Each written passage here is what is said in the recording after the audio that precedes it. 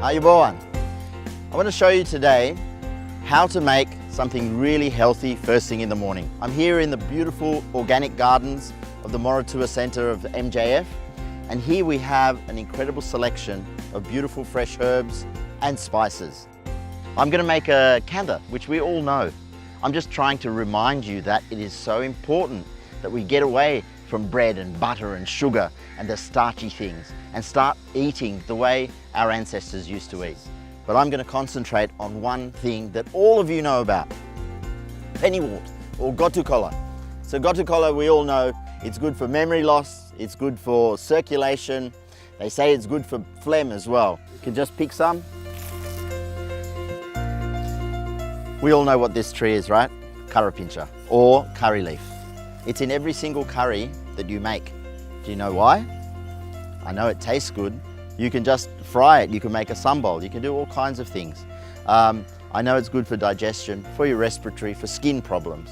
But most of all, it's green, it's good for your health. This is something quite unique to Asia. You in Sri Lanka know it very well, Val Penila. It's supposedly an aphrodisiac, but I know it more as something that's cooling. You make it the same way as kenda with any other herb, basically. So with this, I'm going to pluck and also add it to the kenda.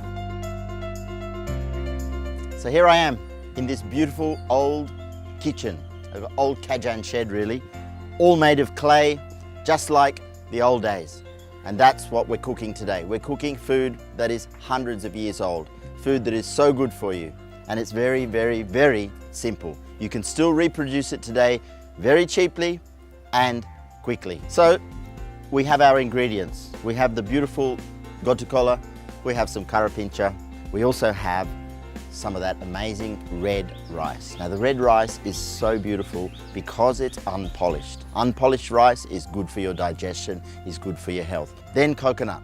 Now we have the standard coconut. You have to climb the tree, you have to scrape the coconut the traditional way we know. But another alternative in our busy lives is coconut milk powder. This is as close as you can get as a replacement.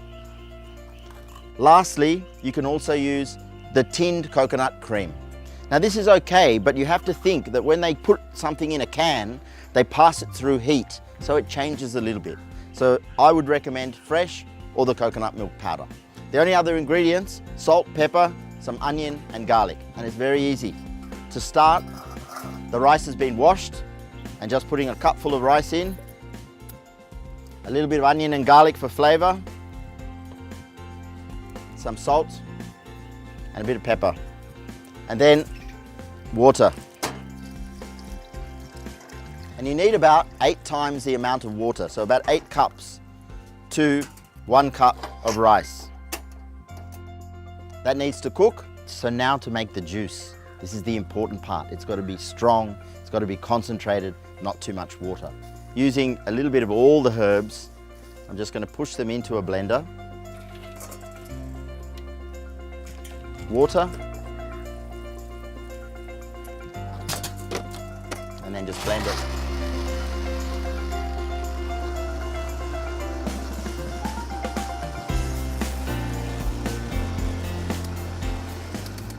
Now, I just want to say, you can see that I didn't add more water, and that's important. We want to get the pure juice. So once it starts blending, then you can lift the lid and keep adding more gotu-kola to it. That way you'll get a very concentrated, thick juice.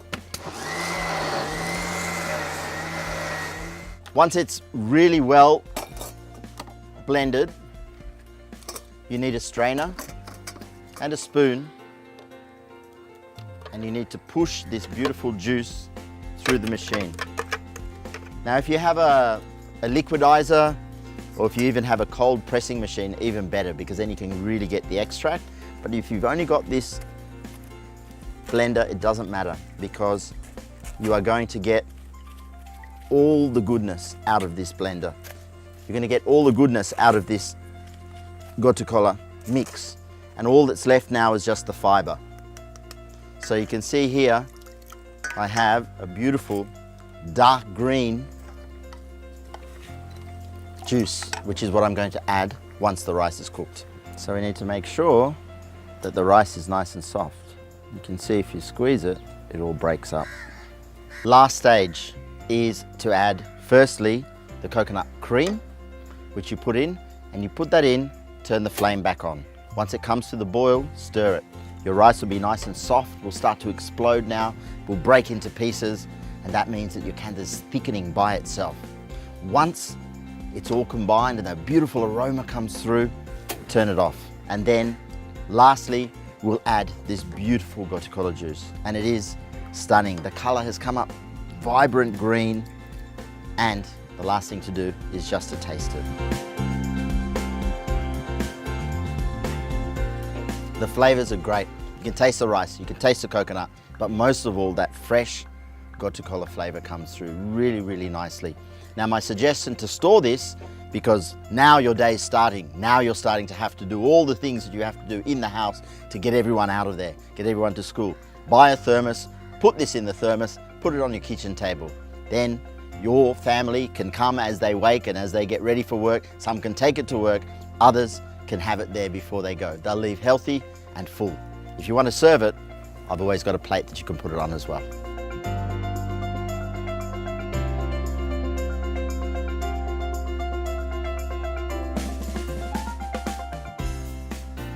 Put some fresh Kola leaves on top. A little bit of pepper.